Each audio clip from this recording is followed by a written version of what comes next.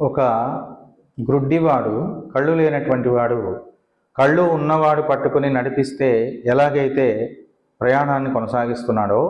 అట్లాగే ఒక కాళ్ళు లేనటువంటి వాడు, అవిటివాడు, కుంటివాడైనటువంటి వాడు ఓడలో కూర్చుండబెట్టుకొని ఏ విధంగానైతే ఒక నావికుడి చేత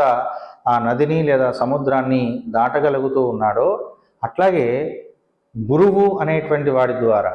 ఆచార్యుని ద్వారా మానవుడు భగవంతుణ్ణి చేరుకోగలుగుతున్నాడు.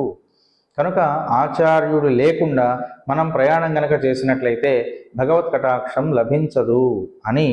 ఒక మంచి సూక్తి మనకు పెద్దలు అందించారండి. అంధో నందగ్రహణవశగ యాతిరంగేశయద్వతు పంగుర్నౌకా కుహర నిహితో నీయతే నావికేనా అని మంచి విషయాన్ని మనం తెలుసుకుని ఆచార్యముఖంగా భగవత్ కటాక్షాన్ని అందరం పొందగ